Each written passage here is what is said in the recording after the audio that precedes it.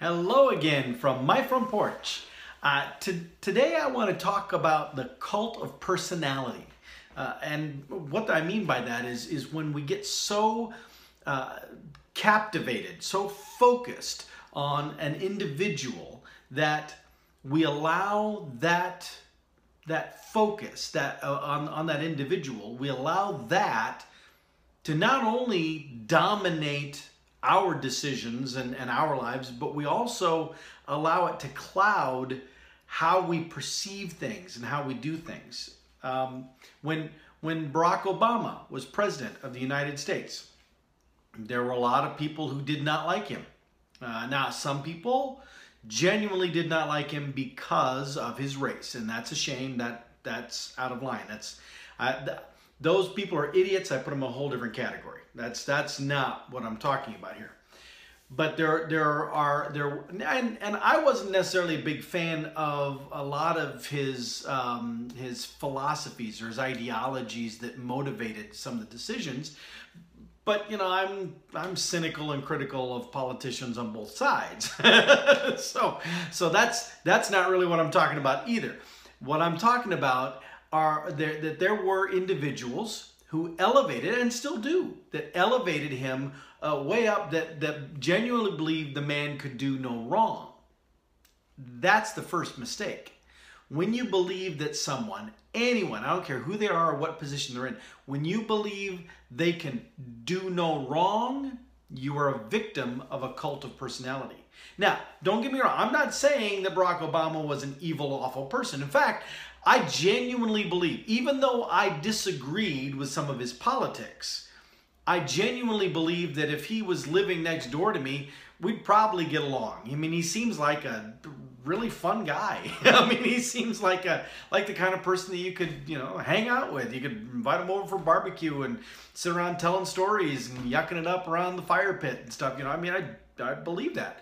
So I don't want you to misunderstand. I'm not being critical of the man Barack Obama. I am talking about people who elevated and who, whenever there was any discussion, any complaint about him, any accusation of scandal, anything going on, there were always those who would say, nope, it can't be true because I simply cannot believe that Barack Obama would X, Y, Z, fill in the blank.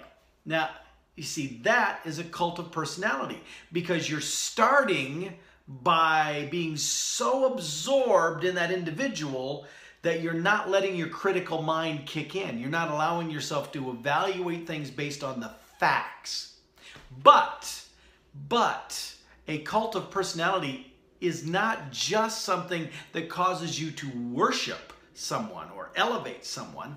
It also can cause you to become obsessed with them in a negative way. And so there were also individuals that it didn't matter what Barack Obama did, they would find ways to be critical of it.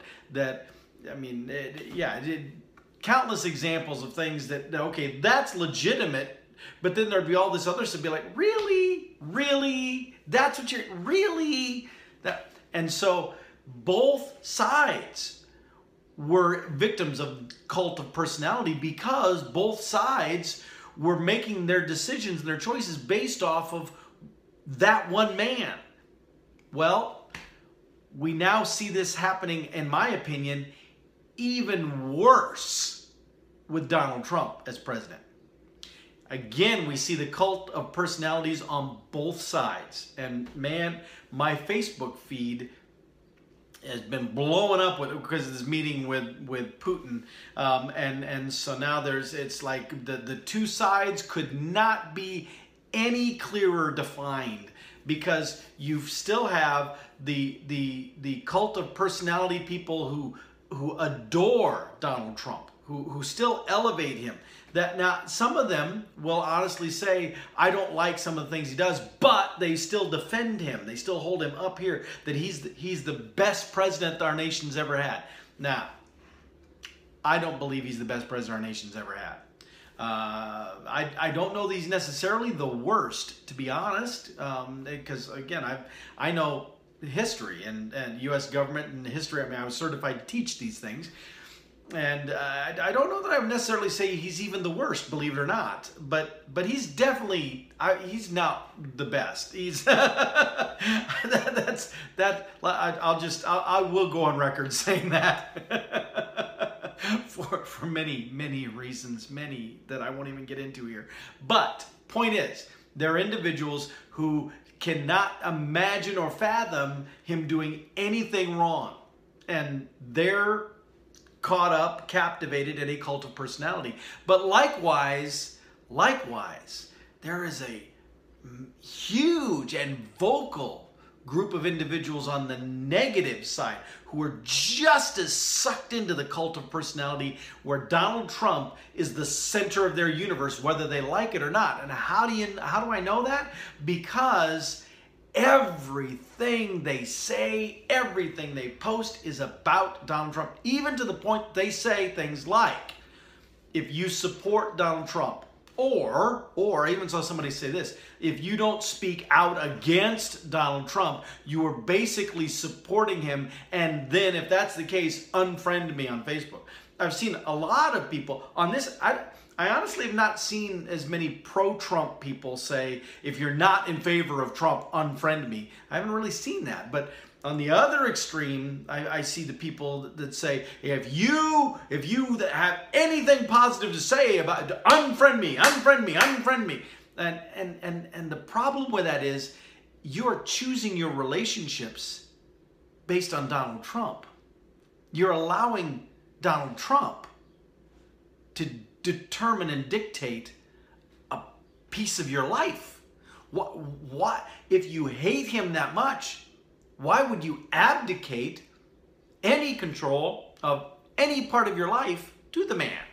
I wouldn't. I refuse to. I did not let Barack Obama run my life. I refuse to let Donald Trump run my life. I choose who my friends are based on the person themselves. I don't really care what their ideology is. Now, if I disagree with them on something, I'm going to tell them I disagree with it. And if they can't handle that and they want to get upset about it and pull away, well, that's a personality dynamic thing, and that'll be their issue. But I can honestly say I have never unfriended somebody on Facebook because I disagreed with their point of view. Now, I have unfollowed some people on Facebook. That's a whole different matter. We're still friends on Facebook, but I will unfollow them just because I got tired of seeing the stuff that they filled my news feed with. And it's not one side or the other, it's both sides. I have friends who are extremists on both sides, and to an extent, I like that because it keeps me balanced, it keeps me informed as to what's going on both sides. But when it gets really, when the vitriol is just, and it's so aggressive and so hate-filled, it wears on me. I mean, it literally is draining to have to wade through that crap in my Facebook feed. And so, I've gotten to the point where I've started because what happens is I see some of this stuff on either side that is incorrect or inaccurate or half-truth, and I have this need to respond. Well, then I get sucked into it, and I get, stuff gets out of control. And at the end, I feel really stupid because I got sucked into the cult of personality, because most of the stuff that's being debated isn't even worth the debate. Here's something I'm going to tell you. The President of the United States is a very important office. There's no question. I'm not taking away from that. However, the President of the United States is one person. Yes, one powerful person, but one person in one branch of government.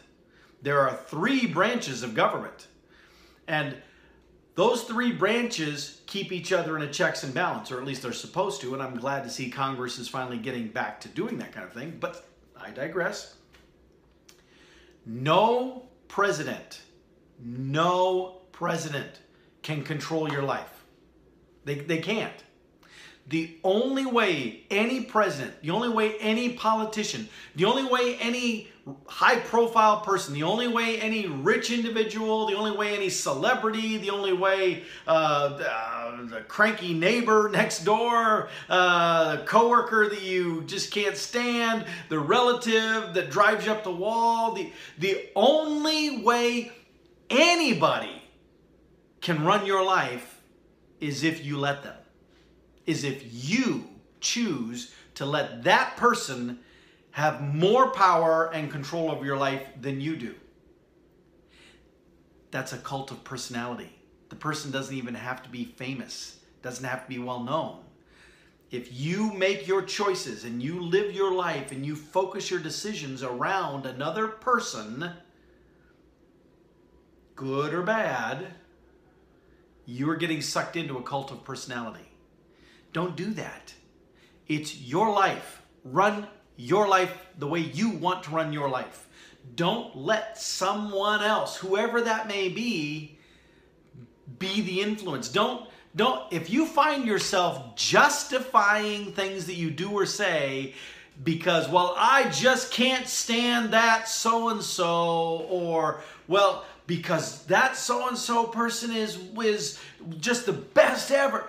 If you find yourself attacking or defending, lashing out, taking action, saying things because of someone else, you need to stop and consider, is that really who you want to be?